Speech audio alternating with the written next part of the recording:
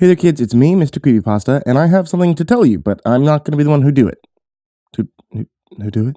Hi friends, it's me, Giggles. I do the voice of Lily Madwhip here on MrCreepyPasta Storytime, and it's so much fun, and I'm so glad that you guys really like the narrations. And I am in a musical.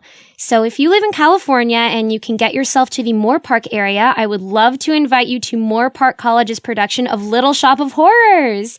In it, I am playing Ronette. Rehearsals have been amazing. The show is going to run from July 25th to August 11th. There will be more details on my channel, LittleBallofGiggles, so please keep up with those, and I'd love to see you at the show and say hi to you afterwards. Now on to tonight's story. 2 days ago, I packed for my first camping trip, and even though I've been a little nervous, I was also excited. Camping is in quotations because I know a lot of you won't consider staying in a cabin in the woods to be camping. I get that, but I'm a city girl. I was born in one of the largest cities in the world, and I've lived there my entire life. The most time I've spent amongst nature has been picnicking in Central Park. So to me, spending 10 days in a secluded cabin in the middle of the woods is basically camping. My boyfriend Ryder, on the other hand, has been camping his entire life. We met 2 years ago when he first moved to the city from the Pine Barrens in New Jersey. He grew up in the middle of the woods, so for him, city life was the big adjustment. On our first date, he told me all about his life as a piney. I was taken by his adventurous nature and self-assuredness. He first moved to the city for a construction job, and he misses the quiet of the woods. So I've agreed to a camping trip so I can experience this part of his life that he loves and cherishes. I really love Ryder, and I want to be able to love this part of his lifestyle. But I have to confess that so far, things haven't been comfortable. I don't mean the bugs or the creaky old mattress, which is fine, not my favorite, but, I'm not some pansy who can't handle it. There's just some aspects of this whole camping thing that are seriously unnerving me. To start, the cabin he rented is really seriously remote. We're somewhere in the Catskills, and to be honest, I'm not even really sure exactly where. I let him navigate and drive, and I didn't pay much attention. We're about 3 hours out from Brooklyn, and that's all I know. The cabin we're staying in is studio style, with a bedroom nook, a small kitchenette, a bathroom, and living space. It's the only cabin for miles. He found it on Airbnb for a really good price. When he told me about it, he said we'd have lots of fun with all the extra privacy, and I felt excited by the twinkle in his eye. Yes, we did fuck outside last night, in front of the fire he built, while I laid on my back and stared at the night sky, which looked different than I had ever seen it before. I had no idea how many stars you could see with the naked eye. But what I hadn't considered was how eerie the isolation would feel. What's more, I barely get any signal at all. If this post goes through, it'll be because I'm standing on the left side of the front porch, holding my phone up to the sky and being granted a miracle by the cell tower gods. Did I mention there's no Wi-Fi? Ryder likes it that way. He loves the whole tiny house off the grid thing. He said we'd have more time to connect without Wi-Fi, but the truth is, he's seemed off since we arrived. The first night was fine. We got here, we unpacked, he built a fire, we roasted some marshmallows and ate dinner. We enjoyed the aforementioned hanky-panky, and then we went to bed early so we could get up to hike the next day. But then, something woke us up in the middle of the night. I woke up first, and in my groggy, sleepy state, I shook Ryder awake. He listened with me to what sounded like a hard scraping on the outside of the wall where the porch is. It sounded like someone was dragging a rake along the wood over and over and over again. My heart was pounding in my chest. We were supposed to be completely alone out here. Why would someone be on the porch? I started wishing we had a gun or something to protect us. I can't help but to imagine the worst, and my mind was racing. I whispered my fears to Ryder, who hushed me and got out of bed, pulled on his jeans, and crept over to the window. The second he peeked outside, the sound stopped. I was so scared I was holding my breath. Then, to my horror, Ryder opened the front door. Before I could even make a sound to protest, he stepped outside and let the screen door slam behind him. I laid in bed, clutching the blankets to my chest, staring at his silhouette illuminated by the porch light. There's nothing out here, he said to me. Well, come back inside, I pleaded, feeling afraid to even have the door open, but Ryder insisted on taking a look around the property. He instructed me to lock the door behind him before he strutted off the porch. I did as I was told, despite being gripped with fear. I thought he'd be back in a minute at most, but instead, I spent the next 20 minutes petrified, straining to listen past the sound of the crickets for any sign of him. I was too afraid to look out the window or open the door. I know I sound like a coward, and maybe I am, but please understand I've never experienced anything like this before in my life. Finally, after the longest 20 minutes of my life, I heard him come up the steps and rap on the door. It's me, he said, and although it sounded like him, there was a strange huskiness to his voice that I didn't recognize. I opened the door and Ryder came back inside, not bothering to glance at me as he headed back to bed. I locked the door and crawled in next to him. Did you see anything? Obviously not. He sounded annoyed. What do you think it was? It's probably just the wind or something. I laughed then because the notion was so silly. I thought he was certainly joking, but the angry look on his face at the sound of my laugh clearly told me he wasn't. You worry too fucking much, you know that? He's never spoken like this to me before, and his words honestly shocked me. I didn't know what to say. I felt deeply wounded by his words. I understand that I might be overreacting because I don't understand the wilderness, but I didn't think I was being that paranoid. I definitely didn't think my fearful reaction would invoke anger in him. I'm sorry. I tried to apologize, but he rolled over then. Unsure what else to say, I laid down and tried to sleep. He fell asleep rather quickly. I could tell from his deep, even breathing. I tossed and turned for about an hour, my mind reeling, feeling nervous and uncomfortable. Finally, just as I was drifting off, I heard another sound. At first, I thought I was dreaming, but I snapped awake. I realized it was a distant sound that seemed like it was coming from the woods behind our cabin. It took me a minute to recognize it as a voice, repeating the same thing over and over again. I couldn't make out what it was saying, except I think I heard it say the word stop. What I did realize, though, what sent shivers down my spine, was the voice sounded eerily like Ryder's. It only happened about 3 times and then vanished. I was absolutely paralyzed. I didn't know what to do. I didn't want to wake up Ryder again because I was, 1, afraid of making him angrier, and what if he didn't believe me and thought I was just being paranoid again? And 2, I was honestly really fucking afraid at this point, and the thought of him going outside again filled me with anxious thoughts of harm coming to him. I decided the best thing I could do was lay awake and on guard, listening for danger, and if I heard something concrete, then I could wake Ryder. So I laid awake all night, playing Wi-Fi free games on my phone like solitaire, fighting my tired eyes. At last, the stirrings of dawn began to light the edges of the curtains. I allowed myself to drift off to sleep. I woke up about 3 hours later to an empty cabin. I could see that Ryder had fixed himself a quick breakfast of toast and jam, and the remnant sat outside on the kitchen table. I pulled on my coat and boots, not bothering to change out of my plaid pajamas, and stepped out onto the porch. Ryder wasn't anywhere in sight, but there was a small fire going and some freshly chopped wood. I figured he was out gathering more. I turned to go back inside, and that's when I saw it.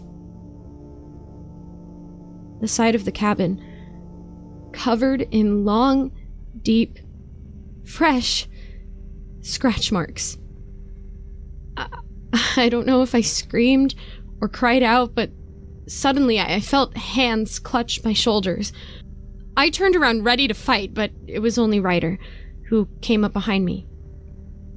Fuck! Did it scare you? he asked, but although his voice sounded teasing, his face was stony and serious. Why didn't you wake me when you saw this? I gestured to the scratch marks. What? When I tell you my stomach dropped in that moment, I am not kidding. I felt a chill go through me. I couldn't believe he was acting like the scratch marks were no big deal. It's evidence that someone or something was on our porch last night. Seriously? The scratches, Ryder? I'm pretty sure those were there when we got here. It's nothing new. I walked over to the wall and picked at the freshly chipping wood and pointed to the shavings on the deck. I began to argue with him, but he first dismissed me, and then suddenly, that anger was back. I watched a chilling, dark look come over his face. I've never seen him look at me or anyone that way before. His teeth clenched as he moved his jaw side to side, boring holes into me with his eyes. I shut up. I'm getting really sick of you trying to ruin this vacation for us. Isn't anything I do good enough for you? What? I said, totally flabbergasted. I couldn't believe he feels that way. I'm not trying to ruin anything. I'm just scared. I guess this is what I get for trying to think that I could maybe just for once enjoy something I like with you. But no, it's always got to be about what the city girl likes and wants. You are so fucking high maintenance. You know that? Once again, I was deeply wounded by his words. They cut me to the bone. I really can't stress enough that he has never spoken to me like this before. He's always been sensitive and sweet. If he's had these feelings of resentment, I don't know why he's been hiding them from me until now. Please, I'm sorry. I swear it's not like that. I'm just really freaked out. Could we at least maybe ride into town for the day? Town is at least a 35-minute drive from here. He bellowed, his face turning red with anger. I fell silent, my voice catching in my throat. I can't take your bullshit anymore. I'm going for a fucking walk. He hollered and then grabbed the axe he'd been chopping wood with, before storming off down a path and into the woods. That was about 2 hours ago, and now I've been sitting here on the porch waiting for him to come back. I can't reach him by phone because not only is there no service, but he left his in the cabin. What he did take, however, are the keys to his truck. I'm terrified that something could happen to him out there and I'd have no way to get help. I'm just stranded here, utterly trapped until he returns. I'm racked with anxiety, I can't eat, and I feel sick. I'm writing this in hopes that someone can make sense of all of this for me. Am I overreacting to what's happened here? Am I being a bad girlfriend and ruining the trip? What could have made those scratches on the side of the cabin? They're about 1 inch in width, and there's 4 of them in a line, running down the side of the cabin. It reminds me of claw marks. And I don't think an animal would repeatedly run their claws in the same spot like that. But maybe I'm wrong? I don't know a ton about bears or anything like that. Please, help if you can. I feel really scared and I don't know what to do. I'm going to sit here and just keep trying to get the page to load comments while I wait. I just hope Ryder comes back before nightfall, which is in about 8 hours, and that I can make it up to him and make him feel better. I don't know what I'll do if he's still so angry. Update. It's my first time camping, but things don't seem right out here. Hey everyone. First, I want to thank you all for all your comments and advice. I'm not gonna lie, it really freaked me out. I don't know anything about this Wendigo, Skinwalker, Fleshgate shit, but from the limited research I could do, basically my phone would only load the first page of Google, so I could just check out the result summaries. It's suffice to say that I am thoroughly frightened. I'm going to let you know what happened to me the last 24 hours, but first, I just want to clear up something that folks seem a little confused about. I'm not in the Pine Barrens. Ryder is from the Pines, but he took me to the Catskills in New York to camp. I'm not sure if that changes anything.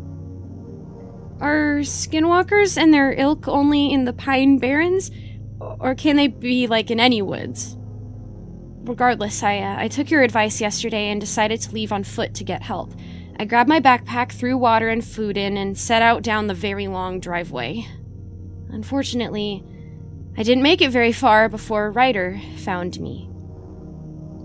He emerged from the thicket of the trees on the left side of the trail about 15 minutes into my journey, dragging the axe in the dirt behind him. When I saw the look on his face, a cold, sinister expression, I took more of your advice and decided to pretend like nothing was wrong, despite the fact that my heart was thumping wildly in my chest. For my sake, I hope he is still human, or he could have surely heard it. There you are! Oh my god, Ryder, I've been looking everywhere for you! I was so worried. Come on, let's go back to the cabin. Without waiting for him to reply, I turned and started walking back the way I came. At first I wasn't sure if he was going to follow, but then I began to hear large, heavy footsteps behind me. They sounded so loud that when I turned around I almost expected to find a horse, but it was just Ryder, dragging the axe and his feet before each heavy step. He didn't say a word. When we arrived back at the cabin, I immediately went inside and put my things down. My heart was still racing, my whole body tingling with fear. I went to one of the windows and nearly jumped back in shock when I saw Ryder standing in front of the porch railing, staring stony-faced into the cabin. I forced myself to calm down and stepped outside. I leaned against the cabin wall, right against those horrifically large scratches, crossed my arms, and turned my attention to Ryder. Hey, so, I could use a couple of things from the general store. What do you say we head into town for a nice dinner, and I can also pick up what I need? Ryder stared at me, so slow it almost seemed like slow motion. He blinked once. I don't know what it was about this, but it fucking creeped me out. It was almost like he wasn't registering anything I said. Just when I thought he was going to ignore me, he spoke one croaky, hoarse-sounding word. No. Oh. I continued trying to play it cool. Okay, well, no problem. Can I just have the keys then? I'm gonna run into town real quick and grab what I need, and then I'll come right back and we can have dinner by the fire again. This time, he didn't hesitate. No. For a moment, despite his behavior and the sound of his voice, I allowed myself to forget that this may not be my Ryder. I became exasperated. How dare he tell me I can't go anywhere? Oh, come on, Ryder. What is the deal? Just let me take your truck for a bit. No! He bellowed at me, the sound echoed, but it wasn't like any echo I've ever heard. It repeated over and over, maybe 3-4 times. It sounded like he was shouting it over and over, but he stood there, his mouth closed, gnashing his teeth, staring me down. I turned and ran inside. The next few hours, as the sun set, I watched as Ryder continued chopping wood. Stump after stump was cut down wordlessly, emotionlessly. By now, there was a giant stack of wood by the fire, far more than I could ever imagine we'd need. But he just keeps at it. I tried to send a few texts to friends, though none of them owned cars and could drive to get me, but because I was inside and not on the porch, none of them even went through. I didn't dare go outside. I wanted him to forget I was even in there. As the sun set, it cast a red glow into the cabin, and I was beginning to feel more and more panicked at the prospect of nightfall. I already had planned to leave again the next morning, I just needed to make it through the night. Night did come, and Ryder stayed outside, now sitting by the fire.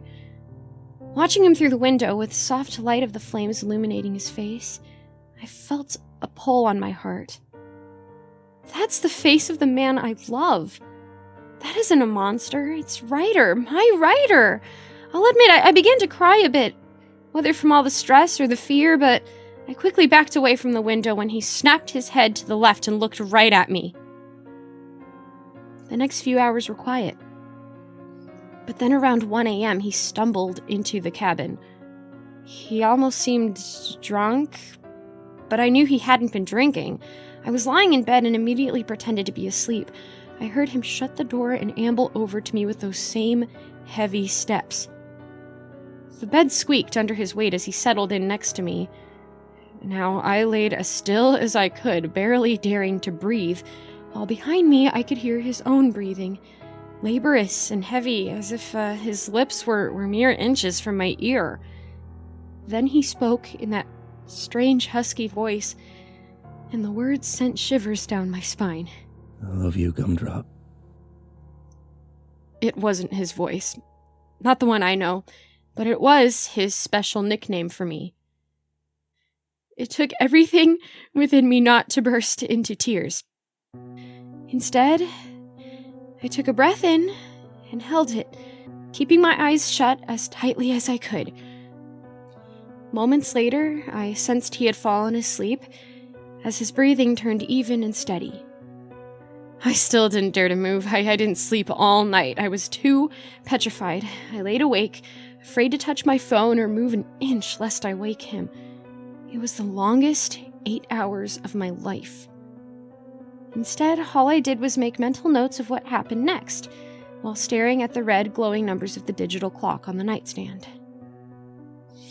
2 a.m., I heard a creaking on the porch, like someone was walking out there, but no footsteps. 2:26 a.m., there was a loud, sharp yap in the distance, just a single sound, like a small dog or a fox or something. 3:15 a.m., the scratching, raking noises again, only this time it sounded like it was behind the cabin, on the wall right behind our bed.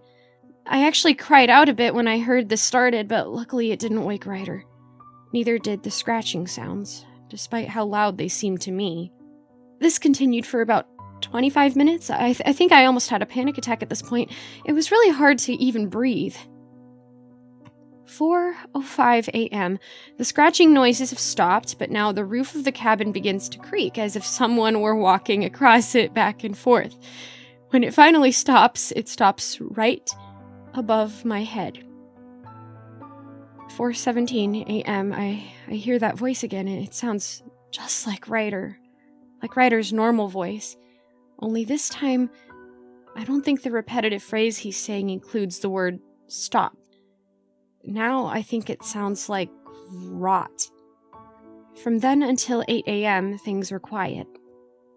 I almost drifted off to sleep even at one point, but as I did, I was jolted awake by my own sense of panic. Finally, at 8, Ryder woke, stood up immediately, and slammed the screen door as he headed outside. I watched him leave and realized he still had on the same clothes as yesterday.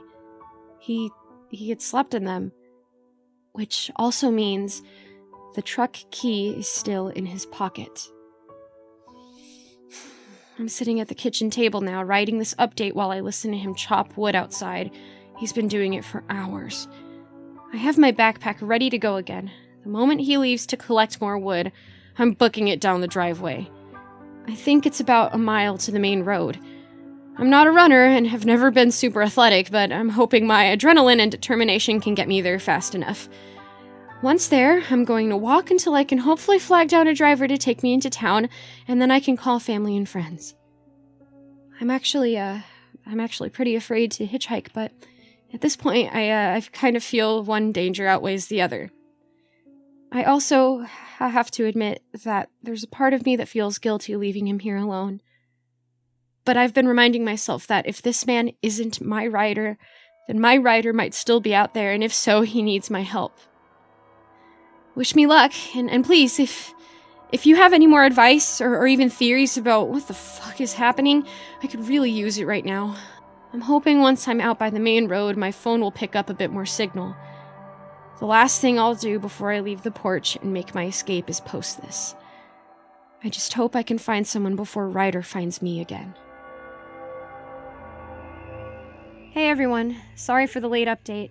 The last 48 hours were extremely harrowing, and it's taking a lot of my energy to recount the events. This will be my final update. After this, I need to focus on recovery. So as per comment in my last post, I had made it to the main road and was starting to get better signal. I texted a friend, but hadn't heard back yet. My calls were still dropping.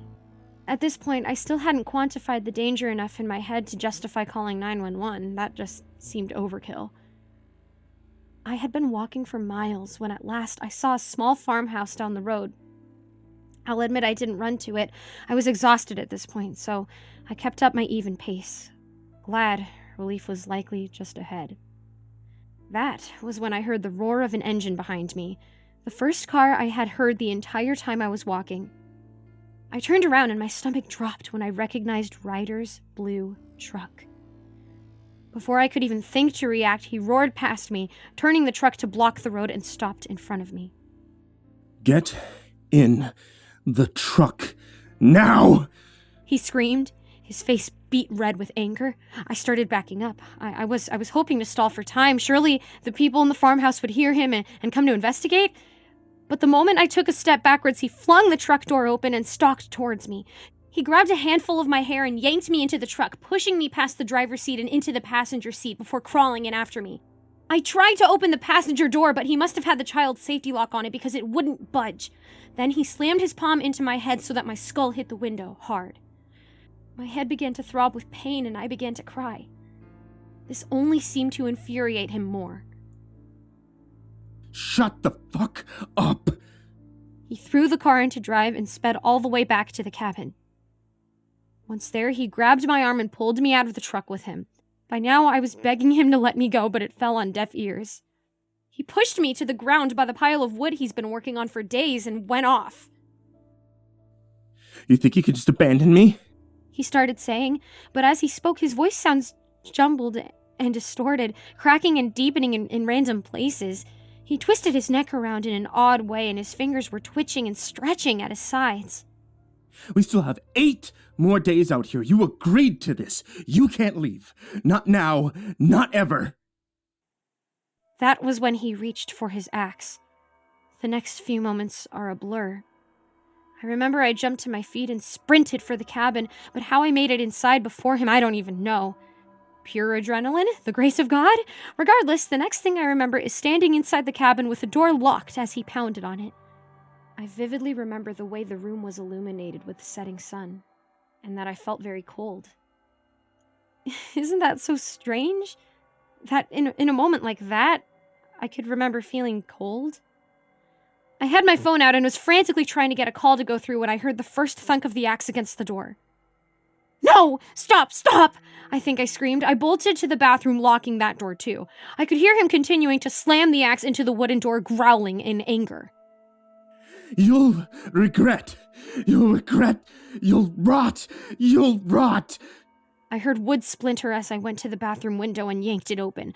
The drop from the window to the ground was probably about 8 feet as it's on the back of the cabin without the porch, but I didn't even hesitate as I lifted my short 5'0" frame out the window. I dangled as far down as I could and then dropped. I didn't land gracefully, but I wouldn't even feel the bruises until later.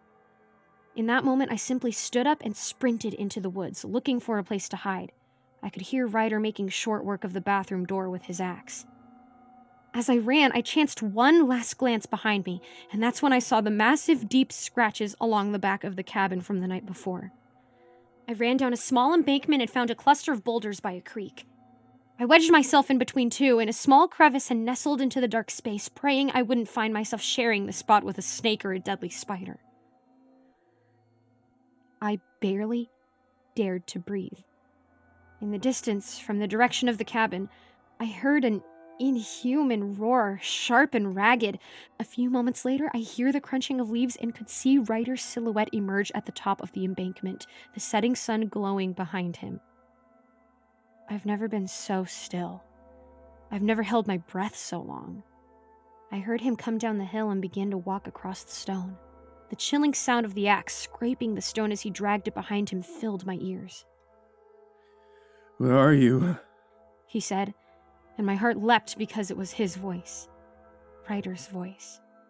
He sounded normal, concerned even. Come back, Gumdrop. I'm sorry I got so mad. I just love you so much. Let's go to town and have dinner together. I didn't respond. And after a moment, I heard a thud and then his heavy footsteps as he continued on. I listened as he walked through the creek and then shuffled down the second embankment. I counted to 60 and then carefully emerged from my hiding place. I looked around, and the second I realized he was out of sight, I booked it as fast as I could back towards the cabin. I was pretty sure Ryder had left the keys in the ignition when we got back. All I had to do was make it to the truck. I ran faster and harder than I ever knew I could. I burst through the tree line and then took a sharp turn around the cabin. I saw the truck! I ran towards it when suddenly I heard Ryder scream, echoing as he lunged out of the woods next to the cabin as he ran straight at me. At the time, I was in too much shock to question it. But now, I can't wrap my mind around how he could have even gotten back so fast. And from that angle of the forest. Regardless, before I had time to think, I grabbed the driver's side door and yanked it open, just in time to stop the axe he swung from connecting with my chest. Instead, I smashed it into the door. Unfortunately, I didn't have time to climb inside, as his next move was to let go of the axe, still wedged in the middle, and come at me. I tried to run, but only made it as far as the truck bed. He slammed me against it and lifted me off my feet with his hands around my neck. I couldn't pry him off me.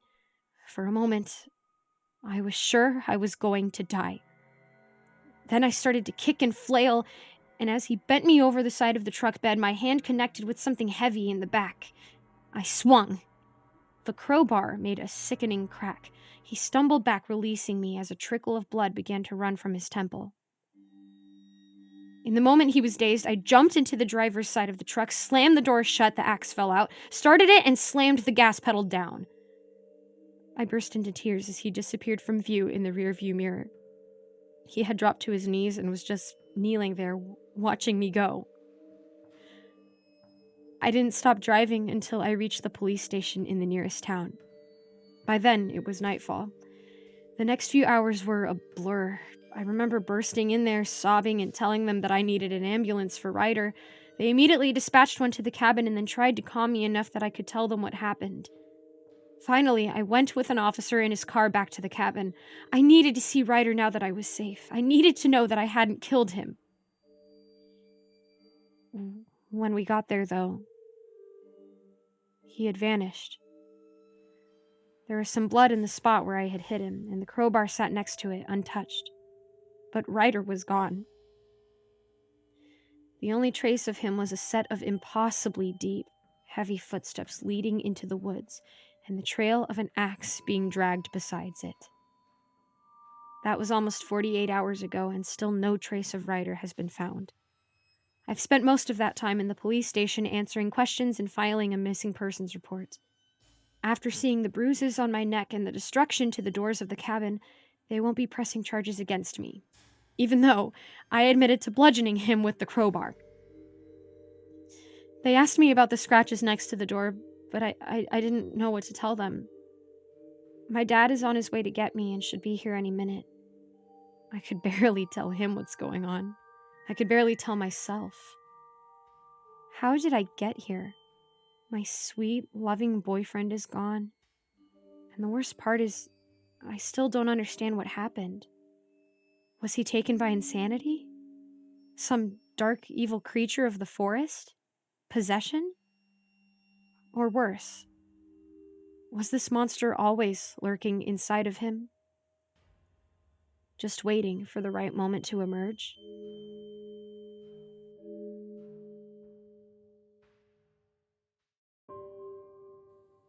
Hey there kids, it's me, MrCreepyPasta, and I just wanted to give a big thank you to you for watching tonight's video, or listening to tonight's podcast episode, for clicking on this MrCreepyPasta Storytime. Before I wish you sweet dreams tonight, I just wanted to give a big thank you to Taysia-lynn, Genobaga-Arneho, Erik Mary, Daniel Poulsen, Trace Smiles, Jordan Alexander Sanchez, Wayne Milstead, Ken Lando Higuchi, Brianna Tine-Janzen, Nicholas Saeid Alyain, Buddy Burroughs, Tyler Ramberg, Goonington, G. Weevil 3, Diana Kraus, Asia, Gabrielle de Baca, TheRedOakShieldVirus, Sandy Barney, Melissa Sweigart, Chompski, Daniel Rao, The Ginger Bros, Robert Ramirez, Andrew Stenberg, Holy Realm, Ralph Rodriguez, and Dr. Strawberry. These guys are the friggin' amazing people from Patreon who help me stay alive. If you guys would like to help support the show as well, you can always check me out at patreon.com/MrCreepyPasta and get your name either shown here at the end of the credits or in the description down below. And you can check out this podcast here on YouTube or here on Spotify or Apple iTunes Podcast or Google Play Podcast, whichever one you happen to go to. I mean, seriously, if you're on YouTube right now and you look down in the description, there's like a whole list of different playlists that you can be able to watch, like hours upon hours upon hours of content. If you want to get your horror story creepypasta fix, it's all there, as well as like a live stream. Oh, and also my wife sells Dungeons and Dragons themed tea. Etsy.com/ivorymonocletea. Links are also down below. Sweet dreams, everybody.